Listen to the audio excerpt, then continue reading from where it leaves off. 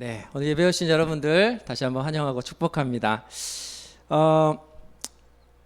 오늘도 함께 여러 번 인사했죠. 우리 손바닥을 펴서 할렐루야 하면서 인사를 했는데, 사실 손바닥을 보여주는 이 행동 자체, 이 제스처 자체가 어떤 의미가 있는지 아시죠? 아시죠? 네, 만세 뭐 이런 거. 네, 평화의 상징이라고 합니다. 나는 지금 당신은 해야 할 만한 어떤 무기가 없고 내 손에 아무것도 없다. 네, 이런 평화의 신호로서 숨기지 않은 어떤 그런 것들을 보여주는 것으로 우리가 손바닥을 보여주는 제스처들을 많이 하죠. 네, 오늘 말씀을 보니까 예수님께서 평화의 예수님으로 오늘 오시는 장면을 보여주고 있습니다. 오늘 제목이 평화의 예수님이라고 제가 잡아왔는데, 평화라고 제가 생각을 해보니까 우리가 가장 많이 쓰는, 교회에서 가장 많이 사용하는 인사말이 있어요. 뭔지 아시죠? 네, 안녕하세요. 네, 샬롬이죠. 네, 샬롬하고 우리가 인사를 합니다. 그리고 우리 다니엘 기도회 때 아마 보신 분들 계실 텐데, 이스라엘에서 공부하신 그 목사님께서 그러시더라고요. 이스라엘에서는 샬롬 샬롬을 2번으로 인사를 한대요. 네, 샬롬 샬롬 이렇게 인사한다고 합니다. 이 의미가 무엇인지 찾아봤더니 전쟁이나 어떤 다툼, 곤란한 상황이 없는 상태, 로 제가 알고 있어요. 근데 조금 더 찾아봤어요. 성경도 찾아보고 조금 더 찾아봤는데 어떤 그 이상의 의미가 있더라고요. 내가 평안하고 안전하고 어떤 다툼이 없는 그런 상황을 넘어서 완전한 상태, 모자르거나 부족하지 않고 모든 것의 조화를 이룬 상태를 샬롬이라고 하더라고요. 네, 다툼이 없는 상태죠. 네, 고요하고 잔잔한 상태입니다. 그런데 제가 오늘 아까도 우리 촛불을, 평화의 불을 밝히고, 오늘 두 번째 주 평화의 불을 밝히고 예배를 드렸는데, 평화하면, 요즘 시대의 평화하면은 먼저 떠오르는 게 아마 전쟁 같은 이미지였어요. 저한테는 다투는 것, 시기하고, 어떤 이런 이미지들이 먼저 떠오르더라고요. 그러나 예수님께서는 우리에게 평화를 주시기 위해서 이 땅에 오셨다는 겁니다. 다툼이 없어야 하는데 우리가 사는 곳에 다툼이 있어요. 고요하고 잔잔했으면 좋겠는데 우리 삶은 평탄하지 않죠. 말 못할 사정들, 정말 어려운 상황 가운데 우리를 정말 힘들게 하는 그런 상황들이 계속해서 왜 우리에게 찾아옵니다.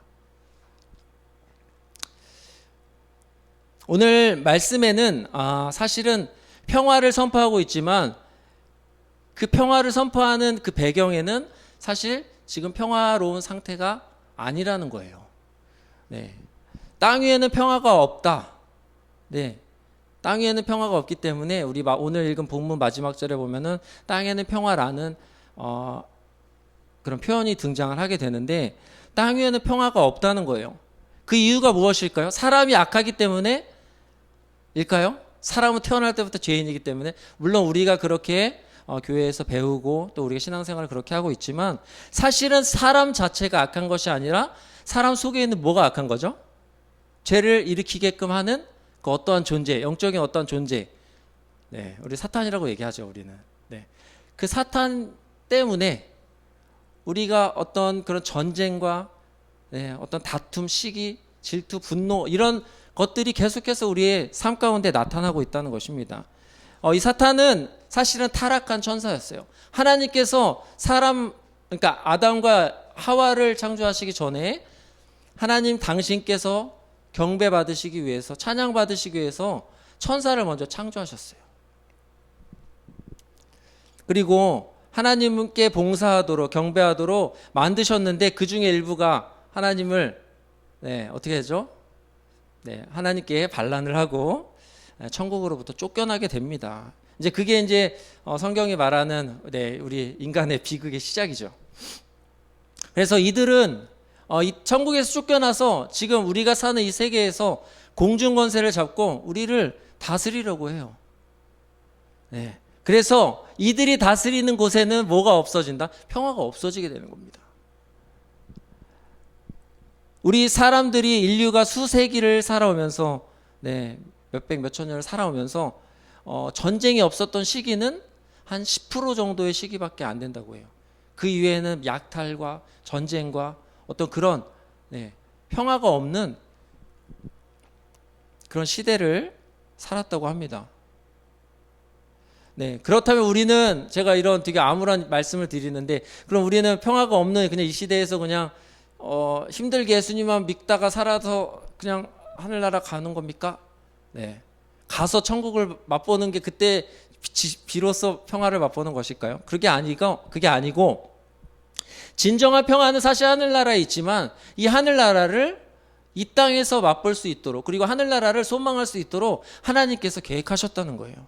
네. 이게 우리가 정말 감사해야 되고 기뻐해야 될 일이라는 것입니다. 이 땅에는 평화가 없습니다. 왜요? 하늘나라가 아니기 때문에, 천국이 아니기 때문에 이 땅에는 평화가 없어요. 네. 그 이유가 있는데 그 이유는 사람들이 하나님을 거절했기 때문이라는 겁니다. 거절하는 것을 넘어서 하나님과 대적하고 네, 하나님과 맞서서 싸우는 사람들이 많기 때문입니다. 네. 우리가 잘 알고 계시듯이 예수님께서 이 땅에 오셨어요. 일생을 이렇게 예수님의 일생을 우리가 짧게 보면은 예수님께서 이 땅에 이제 4가지 말씀드릴 거예요. 한번 기억해 보세요. 예수님께서 이 땅에 오셨어요.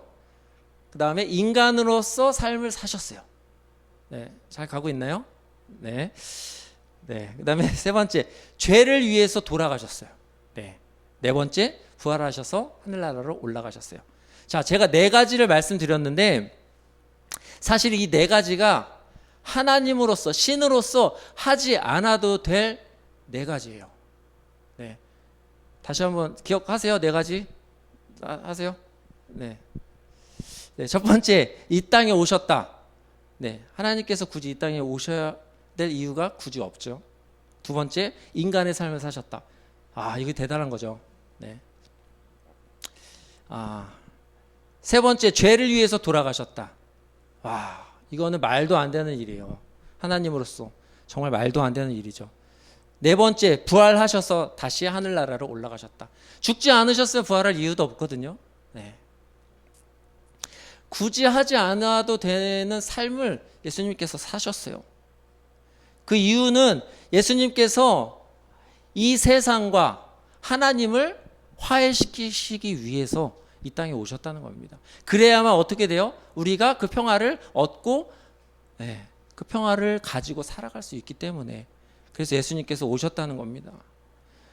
자동차를 운전하다 보면 사고가 많이 납니다. 그렇죠? 많이 나죠. 내가 이렇게 사고를 내는 경우도 있고 다른 차가 와서 사고를 내는 경우도 있는데 사고를 예를 들면은 그러니까 우리는 이런 생각을 가지고 있는 거예요. 사고가 났어. 죄가 내 마음에 들어왔어. 그러면은 우리가 드는 생각, 우리가 하는 생각들은 쌍방과실이야. 너도 잘못했고 나도 잘못했어. 사탄도 잘못했고 나도 그럴만했어. 그래, 오케이. 서로 그냥 이렇게 좀 윈윈하면서 갑시다.